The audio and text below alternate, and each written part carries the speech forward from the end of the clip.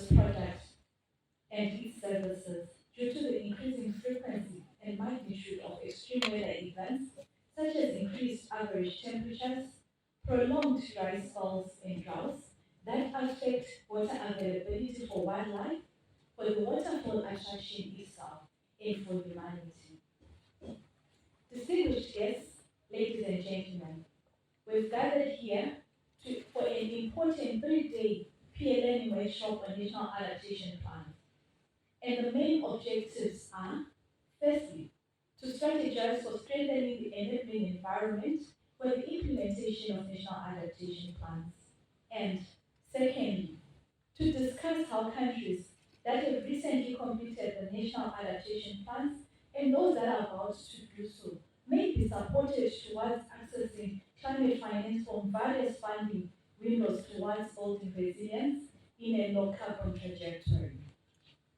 I hold the issue of climate finance close to my heart, especially as it relates to adaptation financing. It really makes me understand why innovative financing is critically important to address adaptation issues based on the challenges that we're facing and the rate at which adaptation financing is constantly increasing the gap between itself and mitigation financing. And that is an issue for concern. We realize that whilst parties have called for developing, for doubling of adaptation financing, it still does not remain sufficient. So we need to go beyond doubling of adaptation financing and close the adaptation financing gap. Distinguished guests, ladies and gentlemen, we have gathered here to ensure that we support countries to mobilize these important resources. Climate change is indeed one of the biggest threats facing global development, with developing countries being more vulnerable due to their low adaptive capacity and reliance on climate-sensitive sectors such as rain-fed agriculture. Small island states and other developing countries are bearing the brunt more on losses and damage as a result of these increased occurrences of extreme weather events.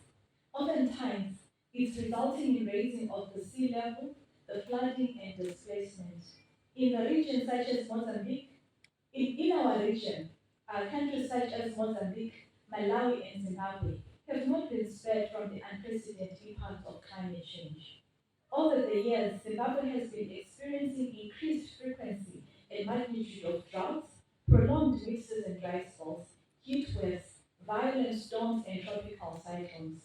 Climate change induced climate cyclone Idai, which hit the country in 2019, leaving a trail of infrastructure destruction, loss of lives and livelihood assets, is a clear testimony of the reality of climate change against a backdrop of largely reactive responses to climate change extreme events.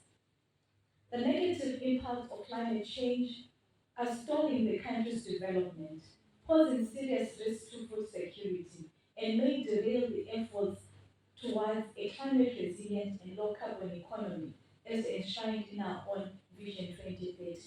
Zimbabwe seeks to be a middle income country by 2030, and we are striving to move and attain this vision.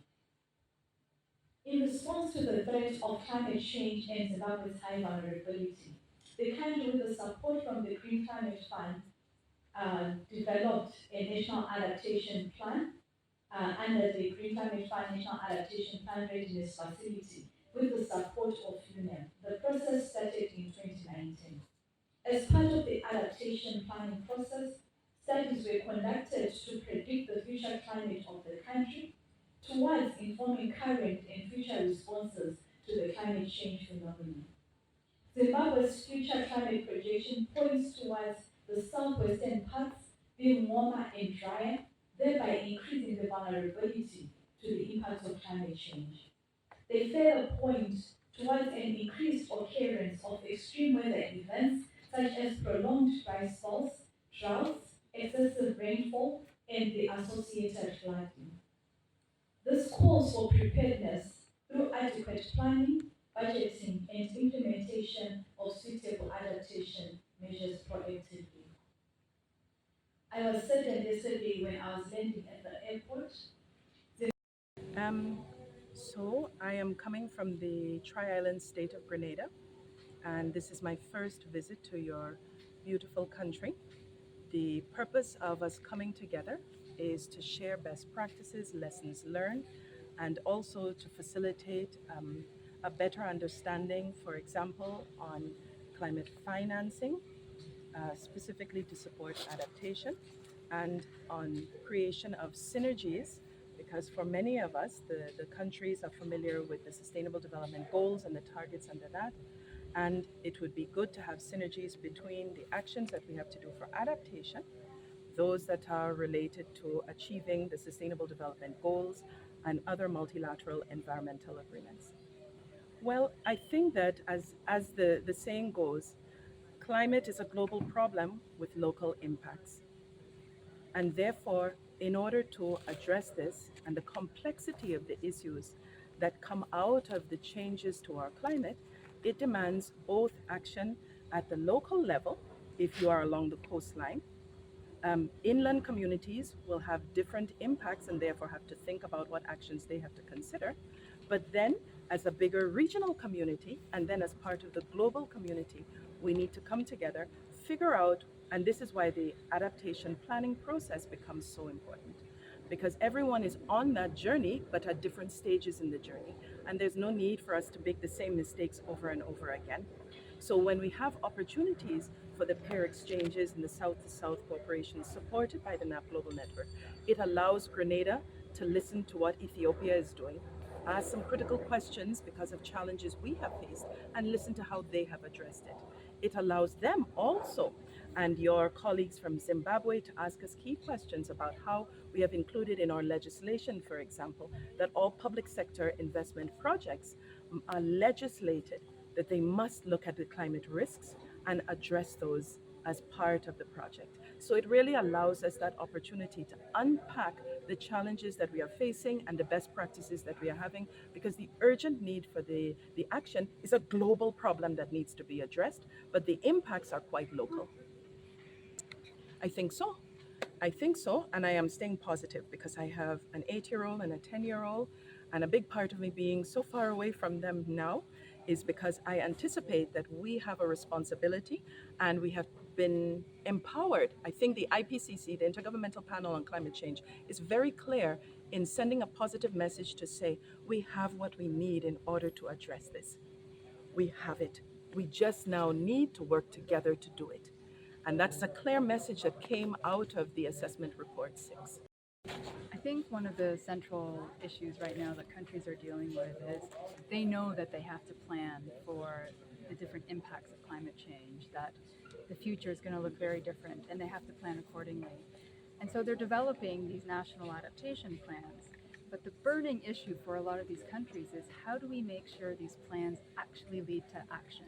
How do we make sure that these plans aren't just developed after a number of years of consultations and all these activities, and then they just sit on a shelf in an office and nobody actually starts investing in the priorities and the actions that are identified in the plans.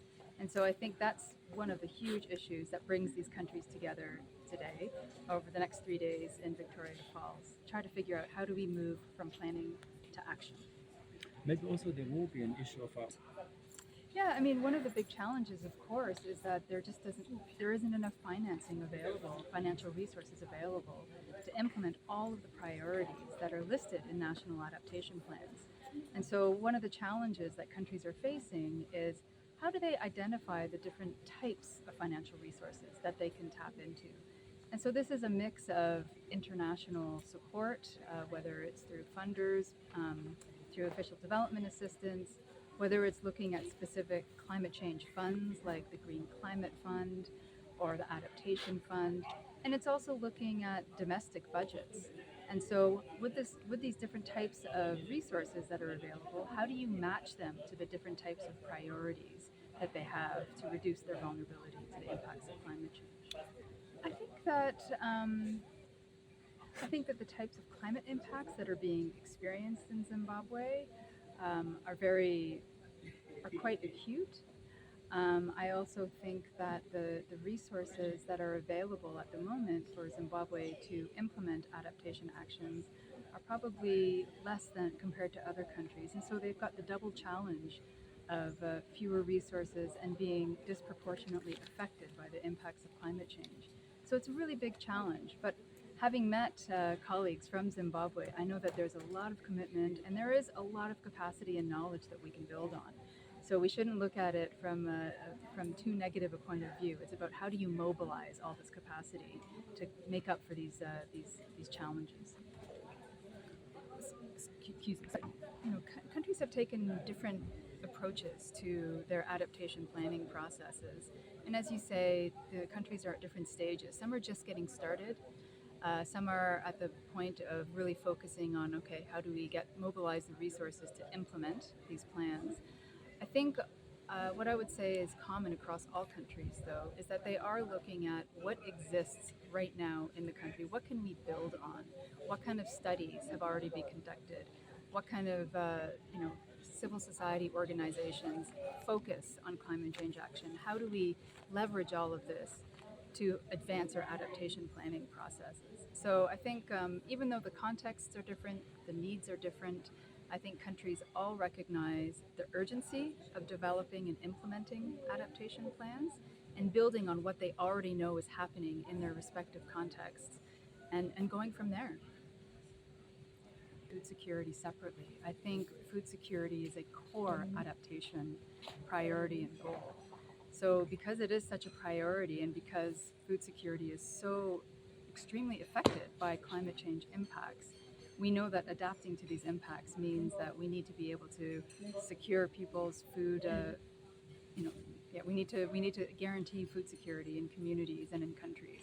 So resources that are channeled to adaptation are also resources that are channeled to food security. They should be one and the same. You can't look at them separately. And as a result, we should be looking at it as an opportunity to further strengthen food security.